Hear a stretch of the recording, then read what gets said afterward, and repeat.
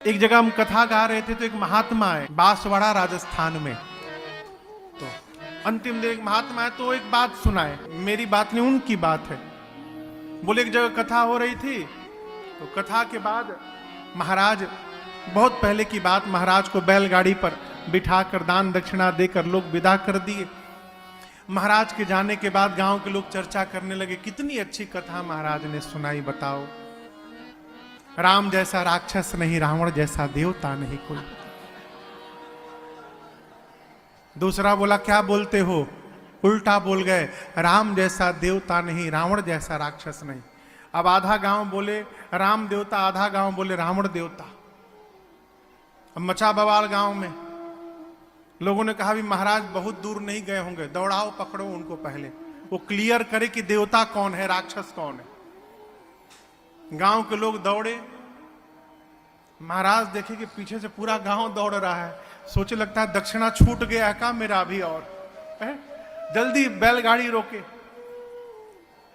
लोग आकर बोले, महाराज कौन सी कथा सुना दिए, पूरे गांव में झगड़ा हो गया है, क्या हुआ ये बताओ, राक्षस कौन था, रावण राक्षस था कि राम जी राक्षस थे। महाराज को आया गुस्सा, बोले देखो न राम जी राक्षस थे न रावण राक्षस था, दो ही राक्षस थे। एक तुम लोग राक्षस थे और हम राक्षस थे कि यहां पर हम कथा सुनाने तुम लोग के पास आए। ये तो उनकी बात है। कहने का अर्थ है माई बाप, कथा में बैठने के बाद भी यदि संशय समाप्त नहीं हो रहा है तो हमको अपने ऊपर विचार करना चाहिए कि हम कर क्या रहे थे। यह संभव है कि कथा सुनने के बाद संशय समाप्त न हो। ये मैं नहीं बोल रहा हूं, ये शिव वाक्य है, शिव सूत्र है। संशय विहग उड़ावन हारी। और यह क्षमा करिएगा, कहा गया है संशयात्मा विनश्यति। संशय, देखिए संशय किसको होता है, हाथ को होता है कि पांव को होता है,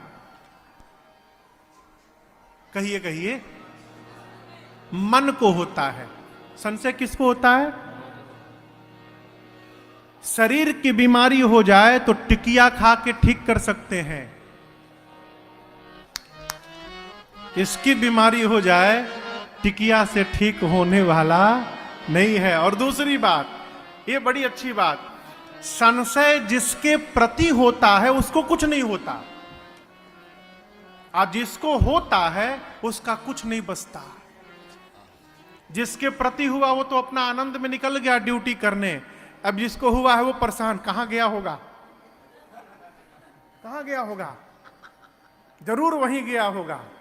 और भले बेचारा मंदिर जाए, कथा में जाए, लेकिन जिसको संशय हो गया है वो 24 घंटे इसी प्लानिंग में रहता है, कहां गया होगा, किससे मिला होगा। इस संशय आत्मा को, शरीर को समाप्त कर देता है। संशय आत्मा विनश्यति। संशय समाप्त कैसे होगा, भगवत कथा से। क्यों, भगवत कथा कहती है अपने विश्वास में रहिए, किसी को विश्वास दिलाइए मत, अपने विश्वास में रहिए। जिसको विश्वास में रहना होगा अपने आप रहेगा, आप विश्वास में रहिए।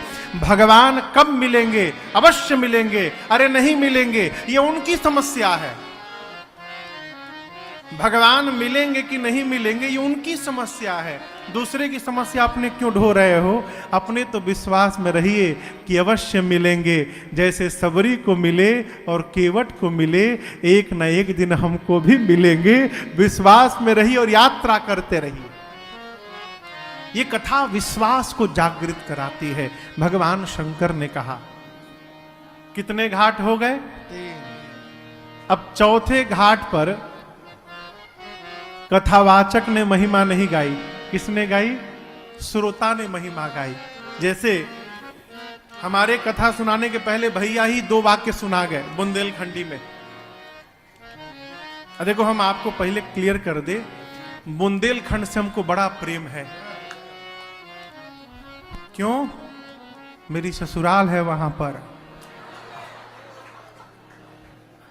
ये तो प्रेम तो रखना पड़ेगा साहब, कहां जाएंगे। पहले बोल दिए कि आप लोग भी सावधान हो जाएं। बुंदेलखंड अद्भुत स्थान है। काहे के लाने आयो महाराज?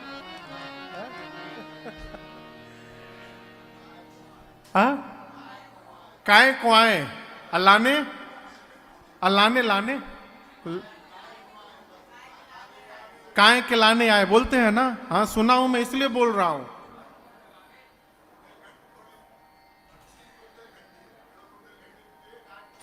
अच्छा, इसमें भी विभाग है? ओहो, ये तो मुझे पता ही नहीं था।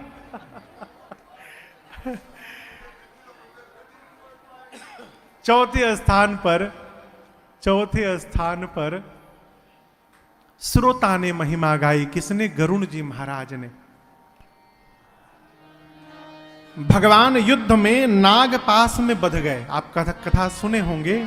भगवान और लक्ष्मण भैया नाग पास में बंध गए। नाग पास में बैठ गए, बन गए। तो नारद जी ने गरुण जी को भेजा भगवान के पास कि गरुण जी का भोजन सर्प है, आप जाइए और भगवान को सर्प बंधन से मुक्त करिए। गरुण जी महाराज आए, भगवान को नाग पास से मुक्त किए और मुक्त करने के बाद सोचने लगे, भाव बंधन से मुक्त करता है उस भगवान को राक्षस बांध दिए। ये भगवान नहीं हो सकते। नहीं नहीं नहीं, ये भगवान नहीं है। पकड़ा मोह ने, हो ब्रह्म ने, ये भगवान नहीं है। गरुण जी महाराज भागे कहां? नारद जी के पास। जाकर बोले, किसके पास भेज दिए थे? वो भगवान नहीं थे। नारद जी बोले, पकड़ लिया। बोले, क्या पकड़ लिया? नारद जी बोले, बीमारी ने पकड़ लिया आपको, मोह ने पकड़ लिया, माया नचाना शुरू कर दी है। एक काम करिए, आपकी बीमारी का ट्रीटमेंट मेरे पास नहीं है, मेरे पिताजी के पास जाइए, ब्रह्मा जी के पास। अब यदि किसी को पता चल जाए कि मुझे बहुत खतरनाक बीमारी हो गई है, आदमी पागल हो जाएगा। जो जहां डॉक्टर बताएगा वो वहीं दौड़ा जाएगा। नारद जी बोले, जाइए ब्रह्मा जी के पास। गरुण जी पहुंचे ब्रह्मा जी के पास, जाकर अपना सिम्टम बताए। ब्रह्मा जी मुस्कुराए, बोले, इस बीमारी ने, ब्रह्मा जी बोले, हमको भी बहुत परेशान किया है, बहुत बार हमको फंसाया है इस बीमारी ने, वही बीमारी आपको भी हो गई है। गरुण जी बोले, खतरनाक है क्या? बोले, बहुत खतरनाक। अब गरुण जी बोले कि ब्रह्मा जी दूर कैसे होगा? ब्रह्मा जी बोले, स्पेशलिस्ट के पास जाना पड़ेगा आपको। एक काम करिए, कैलाश पहुंचिए बाबा के पास, वही इस बीमारी के स्पेशलिस्ट है। गरुण जी दौड़ने लगे कैलाश की ओर। तब तक रास्ते में बाबा मिल गए, भगवान शंकर। गरुण जी दंडवत किए, अपना सिम्टम बताए, बोले, आप उपचार करने में सक्षम हैं। शंकर जी बोले, देखिए चेंबर तो हमारे कैलाश में है, आप रास्ते में मिले हैं, रास्ते में कैसे उपचार करूं? लेकिन आपका सिम्टम सुन के ये पता चल गया है कि आपकी बीमारी कैसे जाएगी। गरुण जी बोले, कैसे जाएगी? शंकर जी बोले, जब आप लंबे समय तक सत्संग करेंगे गरुण जी, तो सत्संग से आपका भ्रम समाप्त हो जाएगा। गरुण जी बोले, फिर शुरू करिए सत्संग। बाबा बोले, कहां? रास्ते में करूं? मैं जा रहा हूं, कुबेर के यहां मीटिंग है एक, मैं तो लंबा सत्संग नहीं दे सकता, लेकिन आपको एक ऐसे स्थान में भेज रहा हूं, भगवान के भजन को छोड़कर दूसरा कोई प्रोजेक्ट ही नहीं है। एक ही काम, जगो तो कथा शुरू कर दो, और नींद आए तो कथा बंद करके सो जाओ। वहां हमेशा कथा चलती है। 27 कल्प बीत गए, कथा चल रही है। कहां? गरुण जी महाराज को भगवान शंकर बोले, आप नीलगिरी पर्वत जाइए, वहां काकभुषुंडी जी महाराज हैं। पार्वती जी ने शंकर जी से कहा, बाबा आप चाहते तो क्षण भर के अंदर गरुण जी का संशय समाप्त कर सकते थे, आपने क्यों नहीं किया? भगवान शंकर बोले, देवी मैं भगवान की लीला में विघ्न नहीं बनना चाहता। भगवान के निकट रहने वाले जीव को मोह हो रहा है, इसको सामान्य मत समझिएगा। गरुण जी महाराज भगवान के निकट रहते। अच्छा आप बताओ, किसी भी आदमी के अंतरंग बात को जानते हैं? घर का कौन सा सेवक जानता है? ड्राइवर। वो गाड़ी चलाता रहता है और स्वामी के सब बात सुनत है। पति पत्नी पीछे बैठ के लड़ते हैं, वो भी सुनता है ड्राइवर। दोनों में जमा है आज। गरुण जी महाराज भगवान के वाहन हैं, अति निकट रहने वाले हैं, सेवक हैं। उसके बाद इनको मोह हो गया, ये सामान्य घटना नहीं है। शंकर जी बोले, होई कीन्ह कबहु अभिमाना। गरुण जी अपने जीवन में कभी अभिमान किए होंगे। सोई खो वै चाह कृपा निधाना। भगवान उसी अभिमान को आज चूर्ण करना चाहते हैं। कब? जब आदमी अपने छोटे के सामने जाकर नीचे बैठता है तो उसका सारा अभिमान वहीं पर चूर्ण होकर समाप्त हो जाता है। आज पक्षियों के राजा है और आज काकभूषुंडी जी के सामने जाकर बैठ करके सुनेंगे ना, अभिमान समाप्त हो जाएगा। एक पहला कारण। और दूसरा कारण, काकभूषुंडी जी पक्षी हैं, गरुण जी भी पक्षी हैं। को पक्षी की बात ठीक से समझ में आएगी, इसलिए मैंने कुछ नहीं कहा। उनको काकभूषुंडी जी के आश्रम भेज दिया। गरुण जी महाराज गए नीलगिरी पर्वत, और आप दर्शन करिए भगवत कथा की महिमा। जैसे इस हॉल में कथा आज प्रारंभ हुई है, उसी प्रकार जिस आश्रम में बैठकर काकभूषुंडी जी कथा गाते थे, गरुण जी महाराज केवल अभी आश्रम का दर्शन किए, कथा नहीं सुने। जिस स्थान पर कथा चलती थी उस स्थान का दर्शन किए। कथा होते होते उस स्थान की इतनी दिव्यता हो गई थी कि गरुण जी महाराज आश्रम का दर्शन किए और दर्शन करने मात्र से उनका सारा भ्रम मोह समाप्त हो गया। अभी कथा नहीं सुने, केवल आश्रम देखे, भ्रम समाप्त, मोह समाप्त, संशय समाप्त, भगवत कथा पर प्रेम जागृत हो गया। इधर काकभूषुंडी जी मंगलाचरण करने वाले थे, राजा दिखाई पड़े। गरुण जी आए हैं, व्यासपीठ से उतरे, जाकर दिव्य आसन पर राजा को बिठाएं। अरे चुप क्यों है, कहिए हाँ चाहे ना। मीठा बोलता है, कौआ कैसा बोलता है? कर्कश। लेकिन श्री रामचरितमानस में कौआ जी हैं जो मीठा बोलते हैं। मधुर बचन तब बोले कागा ने कैसा वचन बोला? मधुर वचन। ये प्रसंग कहता है, ये प्रैक्टिकल मैंने 3 लोगों पर करवाया है, 3 लोगों पर प्रैक्टिकल आपको जीवन की बात सुना रहा हूं। जिस मनुष्य की वाणी में कर्कशता है, उस मनुष्य से 1 साल केवल राम नाम का कीर्तन कराइए, नित्य 10 मिनट, सवेरे सवेरे। मैं आज ऐसा गा रहा हूं माई बाप, मेरी पहले ऐसी भाषा नहीं थी। न मुझे बोलने आता था, न चलने आता था, न बैठने आता था, न उठने आता था, न खाने आता था, कुछ नहीं आता था। पशु की तरह जी रहे थे। एक बार कलकत्ता में कथा चल रही थी पूज्य महाराज श्री की। मैं दूसरे कमरे में था, पूज्य महाराज श्री ने मुझे आवाज दी। मैं कमरे में गया तो महाराज श्री बेड पे थे और सामने सोफे पर महाराज श्री के मित्र बैठे थे। मैं उनके मित्र के सामने से जाकर महाराज श्री के पांव के पास खड़ा होकर बोला, सरकार क्या आज्ञा है? तो महाराज श्री हमको देखकर मुस्कुराए, बोले कि गीता प्रेस में किताब है, क्या करें और क्या ना करें उसको मंगाइए और मंगा के पढ़िए और जाइए। मैं तो समझ गया कि मेरे से कोई अपराध हो गया है। जिस कार्य के लिए बुलाया गया वो बात नहीं कही गई, दूसरी बात कही गई। अब मैं बेचैन, कौन सा अपराध हो गया है? रात्रि में जब सेवा में था एकांत में, तो मैंने पूछा, सरकार इतना तो पता है कि अपराध हुआ है, लेकिन कौन सा अपराध हुआ ये पता नहीं चल पा रहा है। फिर महाराज श्री ने कहा, बेटे अपने से श्रेष्ठ के सामने से गुजरना ये श्रेष्ठ का अपमान होता है। आप जब गाएं तो आपके सामने मेरे मित्र बैठे थे।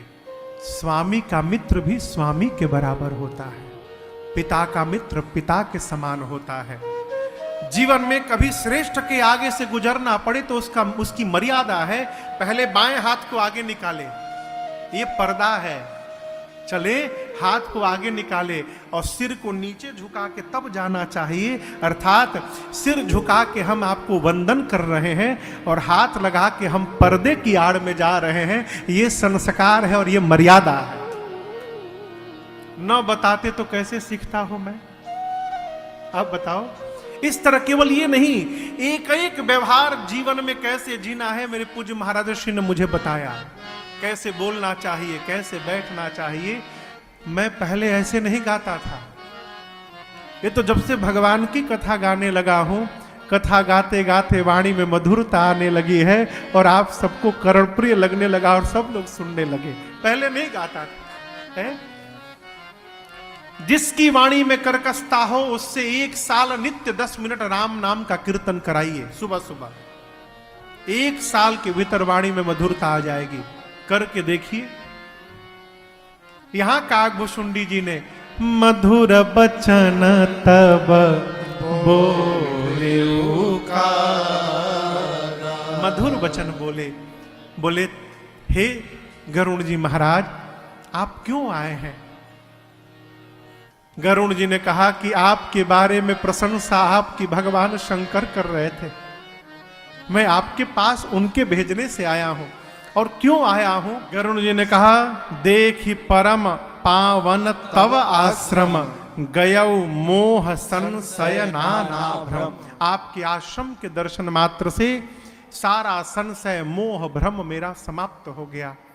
हे काकभूषुंडी जी, अब वो राम कथा जो जीवन में सुख प्रदान करने वाली है, दुख का नाश करने वाली है, आप आदर पूर्वक मुझे श्रवण कराइए। चौथे घाट पर काकभूषुंडी जी से पहले गरुण जी ने महिमा का गान किया। और मैं आपसे एक बात कहना चाहता हूं, पूज्यपाद गोस्वामी तुलसीदास जी की बात, मेरी बात तो ही नहीं सकती है, बाबा की बात है। इस कलिकाल में जहां हम और आप जी रहे हैं, मेरी सबसे पहली प्रार्थना, कलयुग को दोष देना बंद करिए। क्या बोले? हाँ, क्यों? कलयुग से सुंदर दूसरा कोई युग नहीं है।